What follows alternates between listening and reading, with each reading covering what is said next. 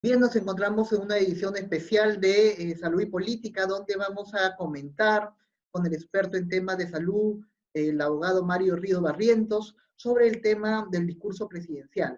Un mensaje que ha traído, bueno, el presidente Martín Vizcarra, donde ha dicho de que la salud va a ser importante para este bicentenario que viene y donde va a dotar de mayor presupuesto. Doctor Ríos, primero, ¿cuáles son sus primeras impresiones respecto al discurso en general que ha dado el presidente de la República, Martín Vizcarra, el día de hoy? Primero, un tema que a mí me parece importante, que todos los peruanos ya conocemos además, es que los discursos presidenciales se hacen anuncios que supuestamente deberían dar como resultado luego la aplicación de políticas. Lamentablemente en el país muchas veces estos anuncios no se corresponden con el seguimiento de políticas. Por poner un ejemplo, en el año 2015-14, el gobierno de Ollantaytamala en un discurso presidencial anunció que se iban a construir centros de salud estratégicos por un monto total de 8.000 millones de soles. Bueno, el asunto es que hoy lo que tenemos es carencia de centros de salud. Han cerrado todos los centros impuestos de salud hoy para enfrentar la pandemia porque no estaban en capacidad de atender los problemas supuestamente de la pandemia. Entonces nosotros lo que hemos cerrado en este periodo es todo el primer nivel de atención. O sea, ese proyecto estratégico de centro de salud estratégico que tenía ese gobierno, simplemente no se ejecutaron, se anunció, se dijo que se iba a hacer así. Lo mismo el presidente Vizcarra también tiene antecedentes en eso. El presidente Vizcarra dijo que se iban a construir entre 60 a 80 establecimientos de salud desde el año 2018 al 2019. Bueno, ¿dónde están esos centros de salud? En estos momentos no los hemos visto operativos. Entonces, muchas veces lo que pasa con estos discursos presidenciales se hacen grandes anuncios como grandes cambios, pero que luego no resultan en políticas. El otro tema que a mí me parece importante que todos tenemos que saber es que estos anuncios, además, muchas veces no han sido estudiados debidamente y no generan como resultado acciones concretas de políticas a ser ejecutadas por el gobierno. Y en estos anuncios, por ejemplo, se dan a veces algunas cifras que no necesariamente se corresponden con la realidad. Por ejemplo, en el presupuesto ha dicho que se va a incrementar de 18.500, que es este año el presupuesto, a un valor histórico, se anunció, ¿no? Un valor histórico. ¿Cuál es el valor histórico? Supuestamente un aproximado de 20.000 millones de soles. Con respecto al PBI, eso sigue siendo una inversión entre 2 a 3% del PBI total del país, que es uno de los problemas de retraso, de brecha que tenemos hace tiempo, de asignación de recursos del sector público para atender la salud de la gente. Y un tercer aspecto doctor Ríos, según la OPS, más o menos el 6% del PBI debería destinarse al sector salud, ¿no? No, el 6% a ver, el presupuesto a asignarse por parte de los estados debe ser equivalente a un 6% para atender la salud, que es diferente a lo que se asigna como sociedad en general. O sea, ahí hay que agregarle luego el gasto de bolsillo, hay que agregarle el gasto por otras fuentes, sector privado, seguros y otros. Pero el 6% mínimo debería ser por el Estado.Nosotros no llegamos como gasto total, siquiera 6%, estamos en el 5.1, pero de ese 5.1, el sector público está bordeando el 3%. El presidente lo ha ratificado hoy mismo. Entonces, ese es otro elemento que a mí me parece importante. El otro es ya con respecto a la crisis sanitaria, la pandemia. No nos ha presentado un cuadro, pues, autocrítico, los problemas que hemos tenido para enfrentar la pandemia. Pues nos ha dicho, pudieron morir más. El problema es que si hubiera tomado medidas acertadas, pudieron también morir menos. O sea, las medidas no han sido las más acertadas para atender la pandemia.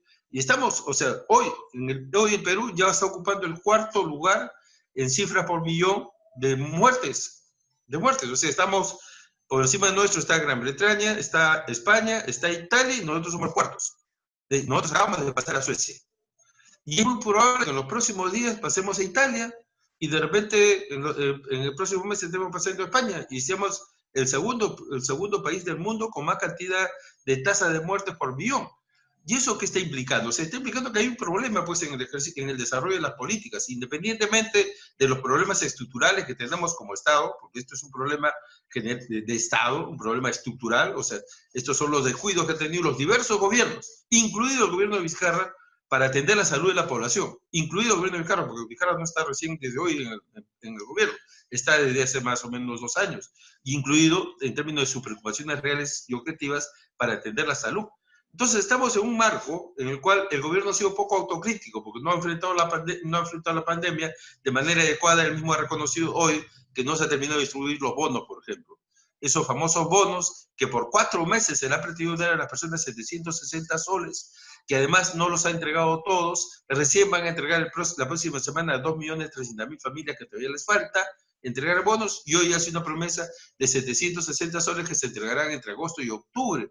O sea, si los bonos, el objetivo no era que se entreguen en algún momento, el objetivo era para que la gente se quede en su casa. Y lo que está pasando es que recién están buscando entregar los bonos en esta etapa, haciendo esos anuncios, pero sin efectivamente garantizarlos, y por lo tanto no acompañan el objetivo, porque el objetivo era el confinamiento absoluto, el objetivo era la inmovilidad social, evitar la propagación del virus. Entonces, ese objetivo no está siendo cumplido exactamente. Entonces, esta idea que nos está queriendo vender, que pudieron morir muchos más, sí pues, pero pudieron también morir muchos menos si él y su gobierno hubieran advertido adecuadamente estos temas. Entonces, yo creo que hay mucha falta de autocrítica de parte del señor Vizcarra en términos de su ejercicio de gobierno y de los problemas que ha tenido en términos de poder enfrentar la pandemia de manera adecuada. O sea, ahí ha habido una imprecisión en términos de comprender mejor qué es lo que pasaba en la sociedad peruana. Sabemos nosotros todos hace mucho tiempo que Perú es 70% informal, que había gente que no tiene ingresos fijos, que los ingresos son del día a día, y por lo tanto esas personas obviamente se iban a afectar pues económicamente. Y hay un tema que hay que salvar, y el presidente ha debido pedir disculpas al pueblo peruano, porque al final casi del tema de la cuarentena, la responsabilidad se le ha empezado a echar a la gente, que es la gente la responsable, porque la gente ha sido indisciplinada, porque la gente no ha guardado el orden, porque la gente no ha generado los mecanismos para efectivizar el confinamiento como una medida acertada. Y la culpa no la ha tenido la gente, la culpa la ha tenido el gobierno, que no ha sabido sostener una cuarentena con políticas adecuadas que permitan garantizar la estancia de las personas en sus viviendas. El quédate en casa no era solamente un mandato que te quedes en tu casa, sino también genera las condiciones para que la gente se quede en su casa, y no se generaron esas condiciones. Sí, doctor Ríos, otro de los anuncios que ha hecho el presidente Vizcarra es la unificación, aparentemente, del Fisco de Salud. No se lo he entendido muy bien porque ha hablado muchas generalidades. Lo que ha dicho exactamente es la utilización integrada de todos los recursos de los 2 grandes prestadores públicos, que va más allá de una mera articulación. Hace necesario que el sistema de salud del Bicentenario supere la fragmentación con la construcción de un sistema público unificado. ¿Este sistema público unificado significa juntar el salud con CIS o con el MINSA? ¿Cómo usted lo toma en consideración? No ha sido tan claro allí. Acá hay que diferenciar 2 temas muy importantes. A ver, lo que se ha creado con la Ley Marco de Aseguramiento Universal, que tiene que ser resuelto. Se ha creado la Ley Marco de Aseguramiento Universal, entidades que financian, aseguradores le llaman, y entidades que prestan servicios de salud. Entonces, acá la idea es, vamos a articular todas las entidades que financian. ¿Cuáles son las financieras? Supuestamente, con toda la debilidad que tienen. El CIS, de salud, los seguros de las sanidades. Esas son las entidades, las instituciones administradoras de fondos de aseguramiento universal. Ellos recogen una cantidad de dinero y en función de la cantidad de dinero pagan prestaciones. ¿Se va a unificar el financiamiento? Se va a unificar el financiamiento. ¿Bastan estos recursos de estas 3 o 4 o 5 o 6 entidades? ¿Serán suficientes para atender a las personas en base a todas sus necesidades? Creemos que no, porque el CIS tiene apenas un presupuesto de 2.000 millones de soles para atender las necesidades de cerca de 20 millones de peruanos. Imposible. Entonces, se va a fortalecer el CIS, se va a unificar todo el financiamiento, vamos a tener un solo fondo para atender las necesidades. ¿Y cómo se va a garantizar que ese fondo sea un fondo sostenible y que garantice las atenciones frente a todas las prestaciones? Primero, entonces hay que ver, ¿se va a mantener la estructura financiamiento por su cuenta o prestación por su cuenta, o vamos a unificar financiamiento con prestación? El otro tema es la prestación. Entonces tenemos también distintas ofertas prestacionales en el sector público. La oferta prestacional que hacen los gobiernos regionales, los gobiernos locales y el gobierno nacional. que el gobierno nacional básicamente domina la prestación de los grandes institutos y los de Lima Metropolitana. Eso tenemos, pero además tenemos el salud, que tiene su propia red prestacional. Y tenemos también las Fuerzas Armadas, las Fuerzas Policiales, la Fuerza Aérea o cada una de las ramas del sector militar con su propio sistema de prestaciones. ¿Vamos a unificar esos? ¿Cómo vamos a unificarlo? ¿Va a haber un solo sistema prestador? ¿Y cómo se va a resolver las brechas en ese sistema prestador? ¿Cuál va a ser el financiamiento que se va a tener? Porque acuérdense ustedes, solamente de salud tiene una brecha de 30.000 millones de soles para infraestructura y equipamiento. Solamente de salud. ¿Cómo se va a resolver ese tema? ¿De dónde van a salir los fondos? Van a ser fondos que van a ser sobre base impositiva. Entonces, si va a haber fondos sobre la base impositiva, que nos parecería lo más correcto, ¿cómo se va a incrementar?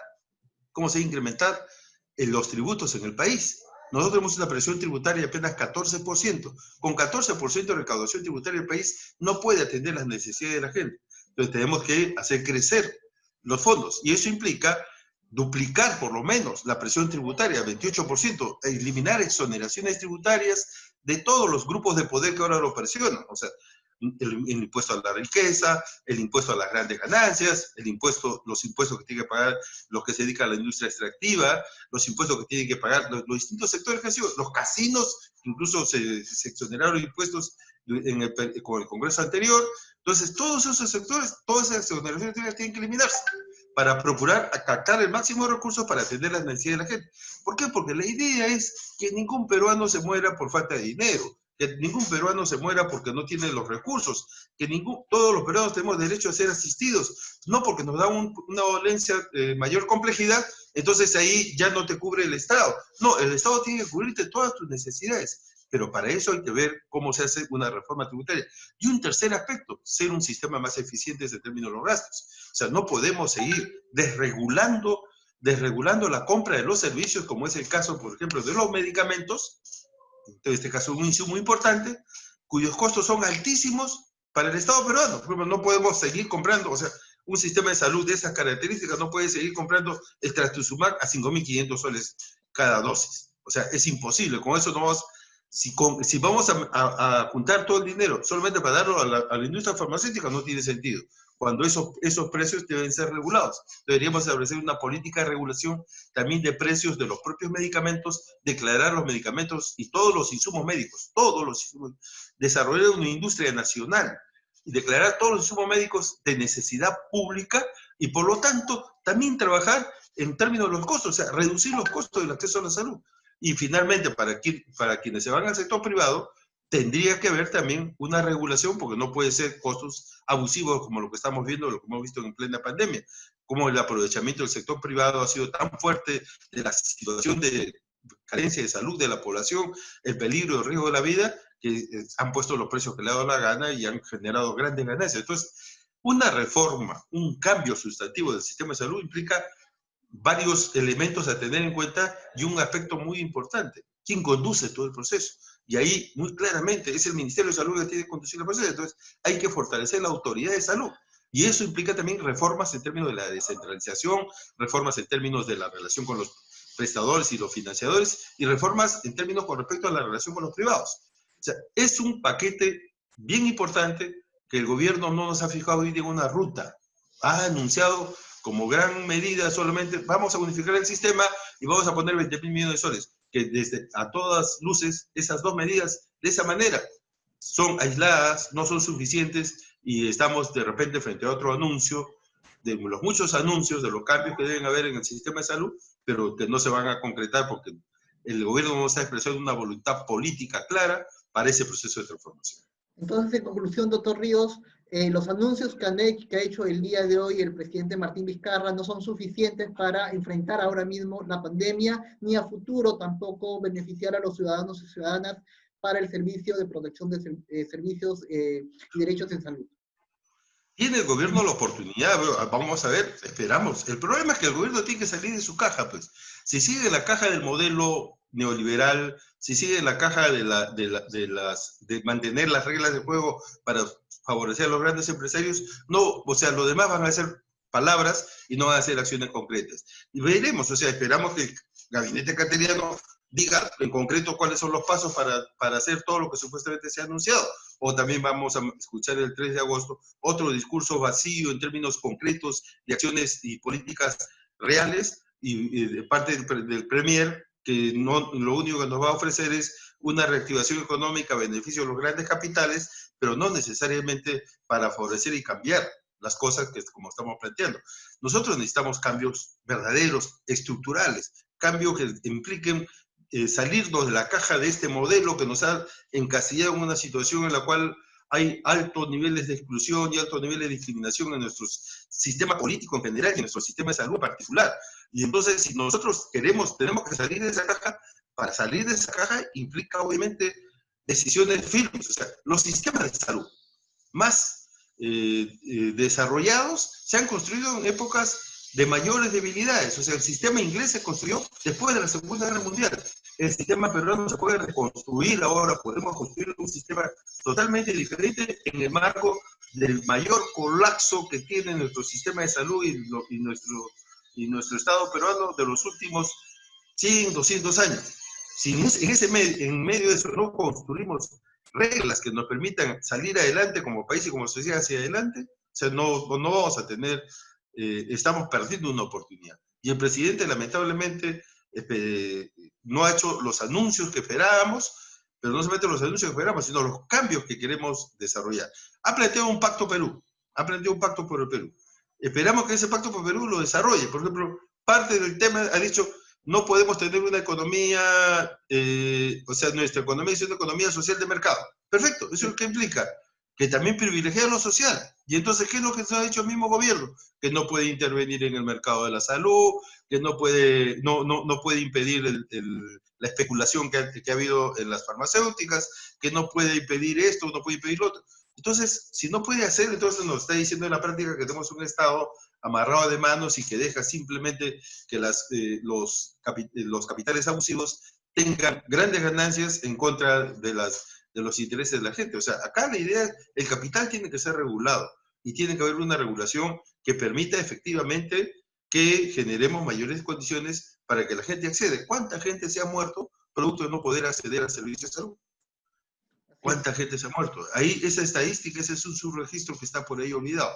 Y quisiéramos que en algún momento también sea transparente, porque no es posible, inaceptable, inhumano, que gente se muera por no tener recursos económicos. Sí, es una situación Bien. difícil la que estamos pasando en estos momentos y esperemos pues que el discurso también se vaya, porque a veces solamente es mero discurso y no se lleva a la práctica. Y que, bueno, y ese es el último discurso que está dando el presidente de la República, porque próximo 28 de julio, imagino yo que le dará la posta a un nuevo presidente y esperemos pues que también siga con los cambios esperados en el sector salud. Muchas gracias, doctor Ríos, por su tiempo. Muchas gracias.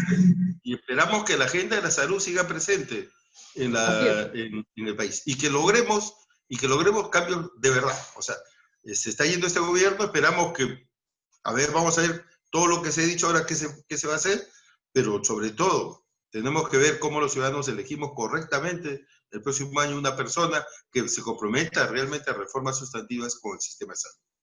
Así es. Bien, muchas gracias. Muchas gracias. Y gracias a ustedes, bien, amigos de Conexión. Nos despedimos de esta transmisión especial que hemos realizado aquí por Fiestas Patrias, los 199 años de independencia del Perú. Gracias y hasta una nueva oportunidad que vamos a tener a través de www.conexionvida.net.pe.